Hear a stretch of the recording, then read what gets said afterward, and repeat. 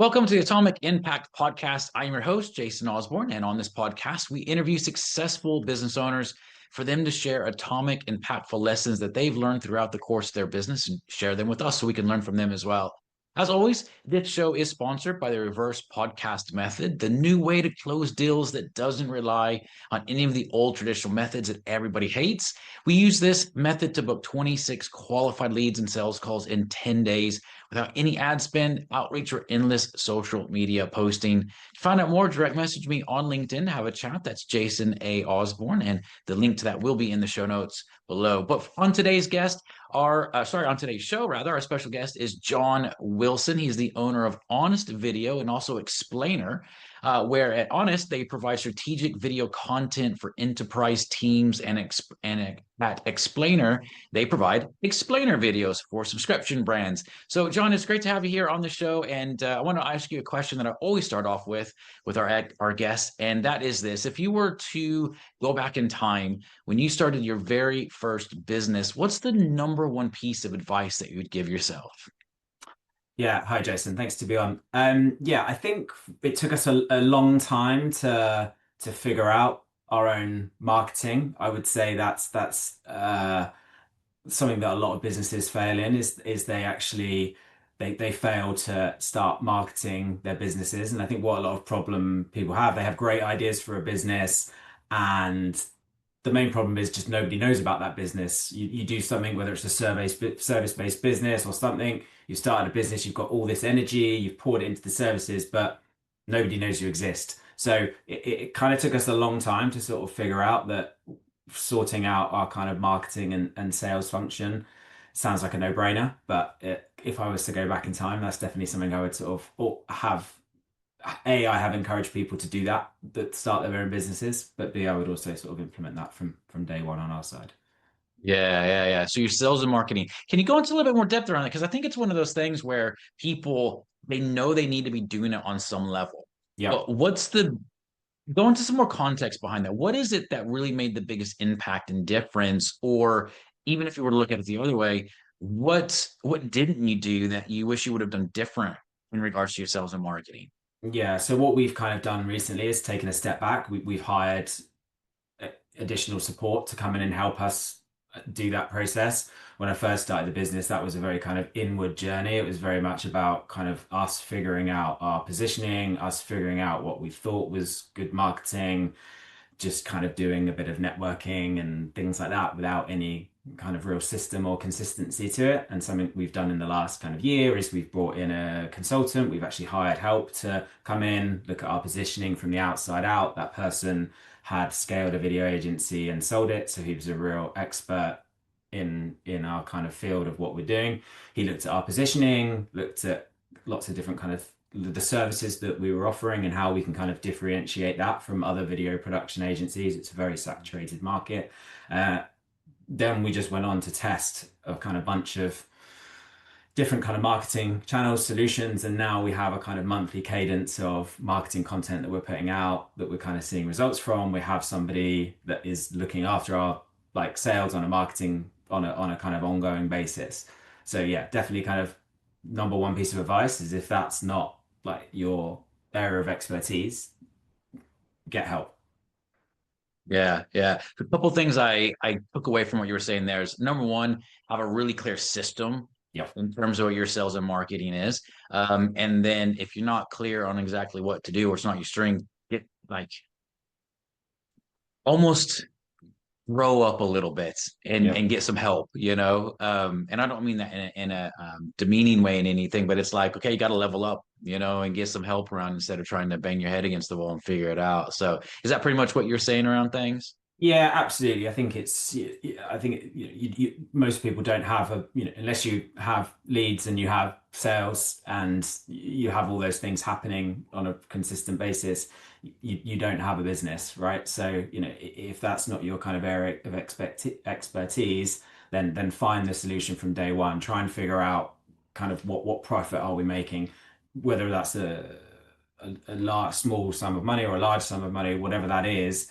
look at what revenue is coming into the business and figure out, okay, what's the maximum amount of cash that I can be sticking into kind of sales and marketing, and then kind of scale it from there. You don't have to start with huge amount of money, but I do feel like starting with, if you're starting a business from day one, just knowing that you're going to spend X on marketing and sales, and then as your business grows and scales, that figure is going to become bigger. But ultimately, it's about kind of reinvesting that into the growth of the business. Yeah.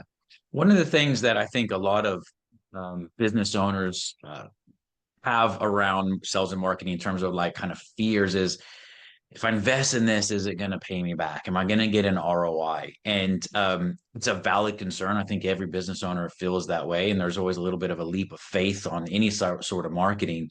What have you done to kind of mitigate that within your own head and realize you're still going to have to test stuff, and some of it may not pay off and of it may pay off really well?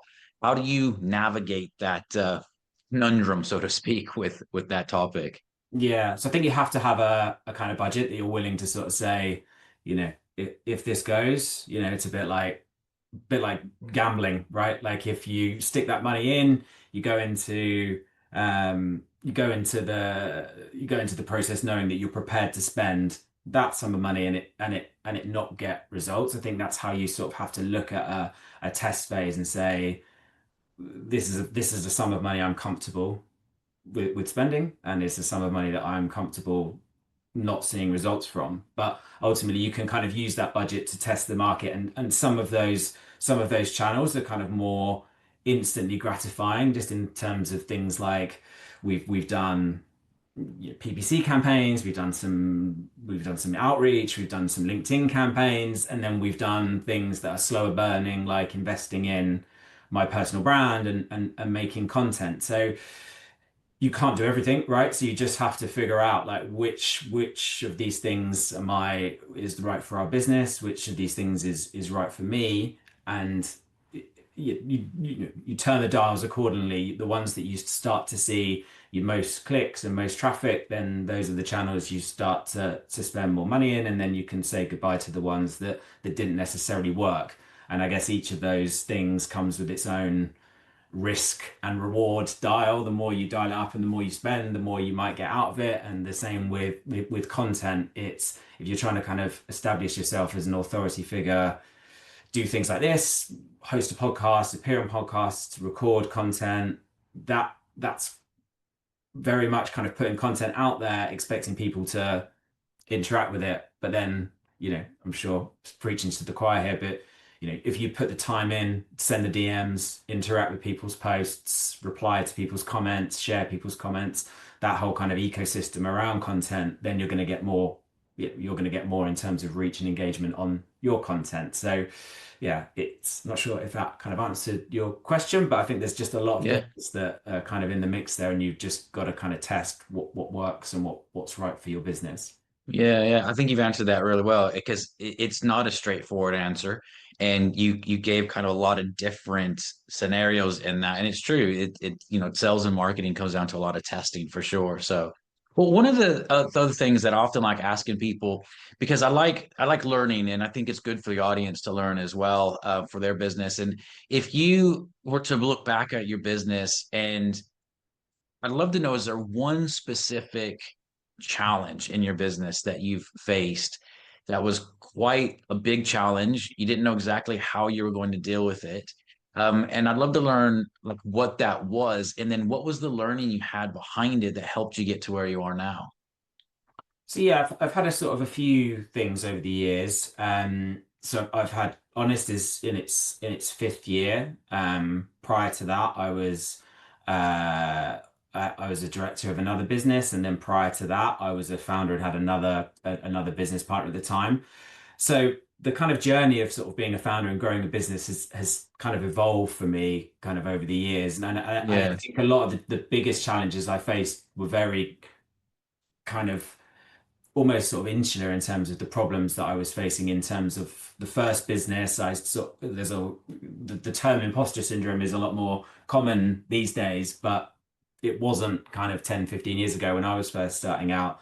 I think the first challenge was I was kind of in a business where one business partner at the time, he wanted to be kind of more produce more kind of commercial, kind of creative sort of content, was I was kind of Mhm. more on the corporate side of stuff with the content we do. So there was almost a kind of not wanting to share that sort of content publicly and grow that sort of side of the business, despite that being like what I was kind of really good at. And that then kind of moved into the second part, the phase of my journey was with another sort of director, and that was focus of that company was very much like on challenger brands. And again, we still had all these kind of corporate clients.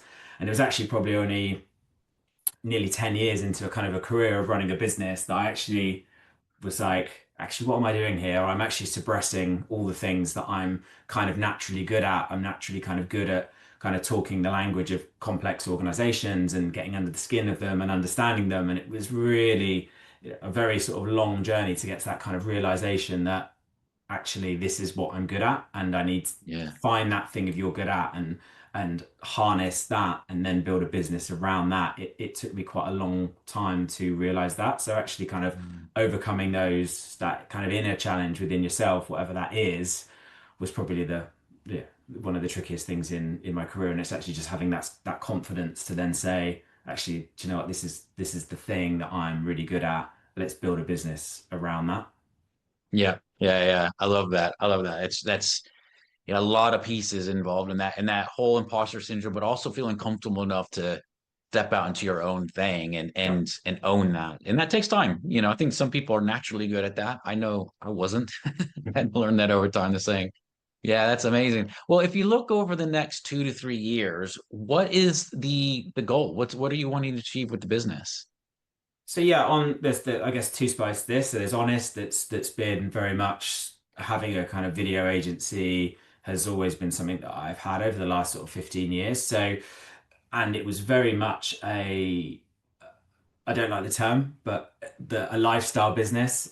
I've got small children, they're now in school, and for the first sort of 4 to 6 years of my life, we were a very agile team. We were very profitable, but very agile in that we had like we worked with kind of freelancers and partner studios, and it was the right size business for that time in my life where I knew I wanted a degree of sort of flexibility. We're just sort of moving into that next phase where we're hoping to kind of grow the business. We work with large enterprise teams. We're sort of looking to probably increase kind of revenue by sort of over the next sort of 3 years by around 50% is probably sort of where I'm sort of looking to grow in terms of where we are now to where I kind of want to get to. That will probably involve moving not away from that kind of freelance kind of agile model because that's what ultimately has been successful for us over the years, but certainly trying to kind of have more of an in-house team. We're moving clients more onto retained model of clients. So if I sort of look at what the business looks like in a few years' time, something like kind of 25 to 50% growth with at least 50% of our revenue retained is kind of where I want to get to. And then on the explainer side of things, that business is like really still kind of in its infancy, and we are still sort of figuring things out and remodeling the business and reshaping it and embracing kind of technology with that business all the time, and the landscape changes quite a bit. But again, kind of looking to get that business to a place where it's it's moving, it's profitable, and we have kind of two concurrent, two kind of different video agencies kind of running at the same time, but both kind of profitable marketing, have that kind of engine out there, is kind of the goal for the next couple of years. Yeah, that's amazing. That's amazing. Well, John, for anyone that wants to find out a little bit more about yourself and what you guys do, maybe if they're looking for any of the services you provide, what's the best place for them to contact you? Yeah, so I'm on LinkedIn. So yeah, you can find me just on LinkedIn. There's a lot of John Wilsons, but I think the URL for that is Honest John, which is a bit easier to find. Then you can find yeah, on our websites, honest.video and explainer.video. Explainer is xplnr.video.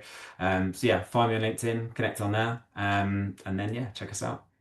Amazing, amazing. Well, I definitely encourage everyone to check out John and his different websites, particularly if you need any video production or explainer videos for your company. But John, thank you so much for being on the show, man. It's been great to have you on. And as a reminder for everyone, this show is sponsored by the reverse podcast method, the new way to close deals that doesn't rely on any of the old traditional methods that everybody hates. To find out more, direct message me on LinkedIn to have a chat. That is Jason A. Osborn. And the link to that will be in the show notes below. And until next episode, stay inspired.